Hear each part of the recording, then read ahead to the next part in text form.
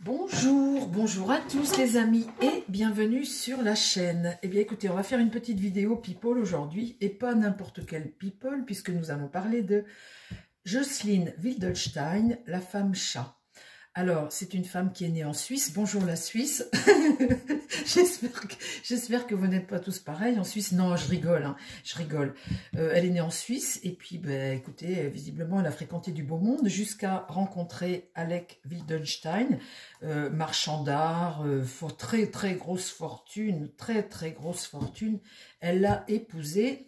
Et puis, eh bien, écoutez, comme toute femme comme ça, qui n'a peut-être pas grand-chose dans le cerveau, quand vous épousez un homme, eh bien, vous voulez lui plaire, et quand vous sentez que l'homme vous délaisse un peu ou qu'il a des maîtresses, vous vous dites, comment je pourrais faire comment je pourrais faire pour garder mon homme?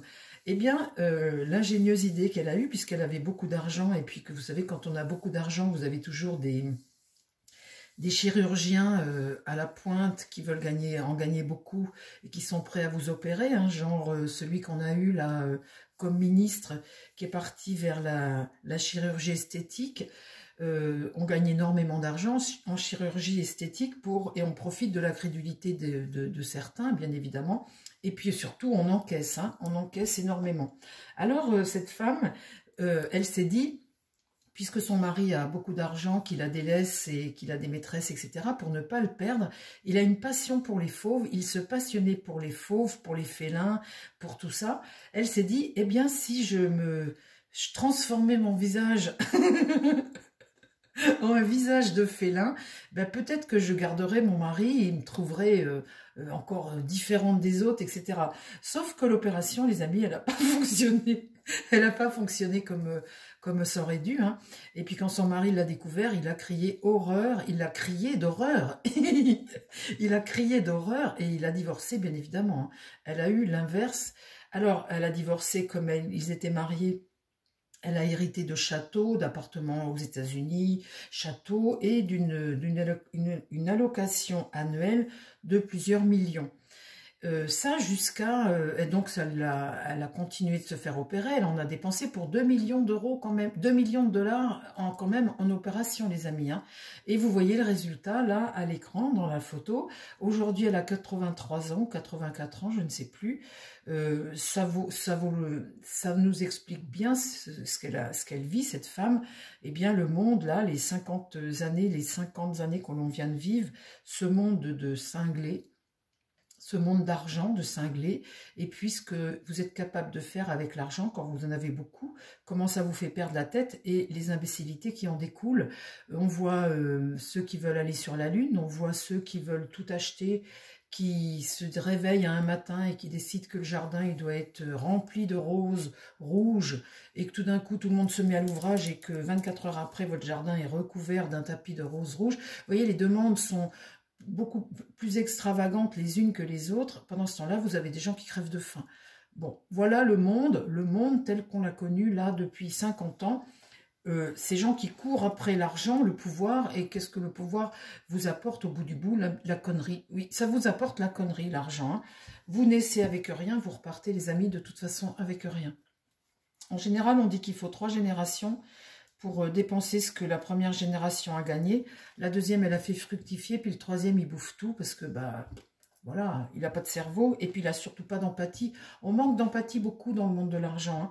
Alors, bah, souvent, les choses ont un revers, le boomerang revient toujours, et puis, bah, moi, j'en connais qui ont fait fortune avec des magasins, des gros magasins, des hypermarchés, et puis au final, sa femme tombe malade, lui, il a un cancer.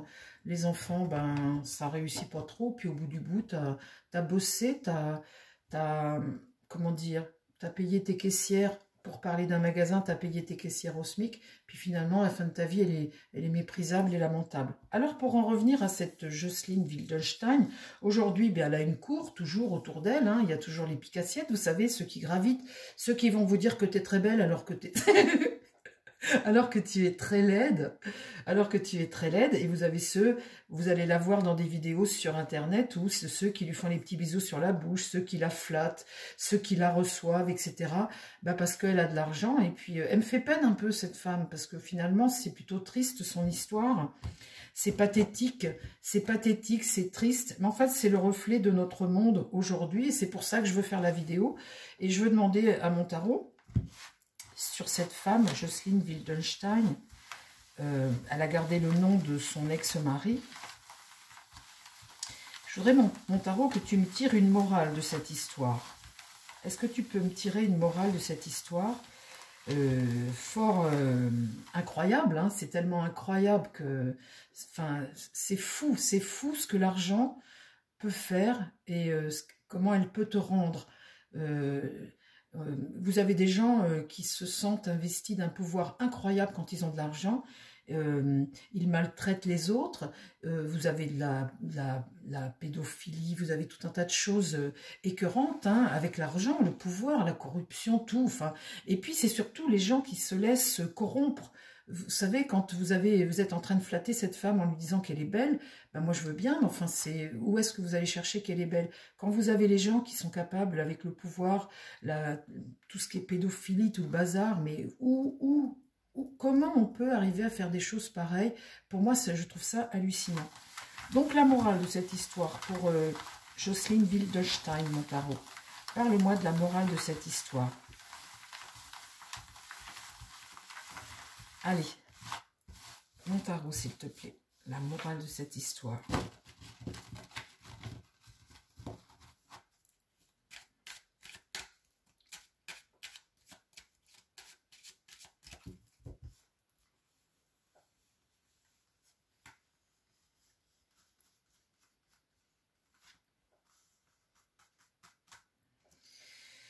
Alors, Jocelyne Wildenstein. Jocelyne Wildenstein.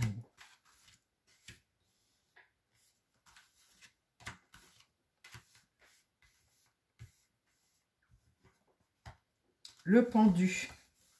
Vous voyez, tu es pendu à une patte, tu es pendu à un fil, tu es dépendant de ta situation. Tu es quelqu'un qui est emprisonné dans tes croyances, emprisonné dans quelque chose et surtout emprisonné dans tes croyances.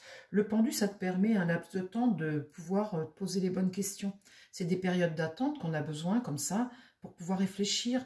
Vous savez, des fois, quand on ne sait pas quelle direction prendre, c'est très important de faire une pause, de s'isoler presque, hein, et puis de réfléchir pour voir... peser le pour et le contre. Bon, bien là, c'est le fruit de ses réflexions. Le fruit de ses réflexions, visiblement, elle n'a pas attendu assez longtemps. L'empereur, eh bien, c'est ce pouvoir. Ce pouvoir, vous savez, cet homme qui possède l'argent, la fortune, hein, son mari, qui la regarde, qui regarde, et elle qui est dépendante de ça. Vous voyez, elle est liée à ça, dépendante de ça. Visiblement, elle n'a pas eu la bonne réflexion. Dans l'idée, eh bien voilà, elle n'a pas eu la bonne réflexion. Vous avez l'ermite. L'ermite vous invite toujours à la prudence, vous invite toujours à l'introspection, à la sagesse, à l'intériorisation des choses, à rechercher des choses en vous. Vous voyez? Vous êtes là dépendante d'un pouvoir, mais vous êtes dépendante de l'argent, vous êtes dépendante de quelque chose qui n'est pas bon, au final, qui n'a pas été bon. L'ermite, l'introspection, la sagesse. Là, la mort. Alors, avec cette mort, on voit bien la chirurgie, hein, esthétique, les coupures, on coupe, on entraille. Vous voyez, la chirurgie esthétique, cette mort, ce qui te coupe. Si tu avais encore un petit pied, une petite patte, une petite possibilité de retourner à la réalité des choses, eh bien, avec cette mort, on voit que c'est terminé. Tu ne reviens pas à la réalité des choses. Et au milieu, eh bien, la tempérance, l'excès, l'impétuosité. Finalement, ça a créé de la tension, ça a déstabilisé les choses. C'est quelque chose qu'elle n'a pas vu venir. Elle n'a pas suffisamment, elle ne s'est pas suffisamment posé les bonnes questions.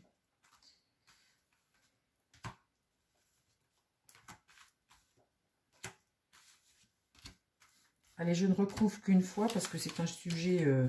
voilà, hein, c'est un petit sujet, on ne va pas faire la messe là-dessus. Donc, Jocelyne Wildenstein, eh bien la voilà prise par le diable, les tentations, le diable, l'argent. Avec l'argent, on croit qu'on peut tout. Elle est tombée sur un chirurgien qui allait lui faire ce qu'elle voulait, qui allait exaucer son désir. Elle est liée au diable, elle est liée à l'argent, elle est liée à quelque chose de négatif. Et ce négatif, eh bien, elle en a payé les conséquences avec sa chirurgie. Qu'est-ce qui va contre elle? Eh bien, l'empereur, il s'est barré. Ça a fait l'effet inverse, les amis. L'empereur est parti. Ici, dans l'idée, elle est dans les choses superficielles, son mensonge, elle est restée dans quelque chose qui a été au final négatif. Hein. L'impératrice, quand elle est renversée, c'est l'infertilité, enfermée dans ton mental, enfermée dans tes choses superficielles, tes mensonges. Elle est prise dans les griffes du diable, elle ne s'en est jamais sortie. La réponse ici, le chariot. Eh bien, le chariot, c'est quelque chose une détermination que tu as. Tu vois, tu es toujours dans l'action, dans la détermination. Rester, vous voyez, déterminée, tu as un cap. Et avec sa chirurgie, elle avait un cap, elle n'en est pas sortie. Elle est toujours restée là-dedans. Et au milieu, eh bien, la force est renversée. On voit quelqu'un ici qui n'a pas réussi, mis à part à dépenser son argent, elle n'a rien réussi d'autre, elle n'a rien accompli. Elle a profité de ce que lui a donné, lui s'est barré. Elle, ici, elle est toujours restée enfermée dans sa bêtise, en fait, finalement. Et mets-moi une carte au milieu de synthèse, s'il te plaît. Une carte de synthèse.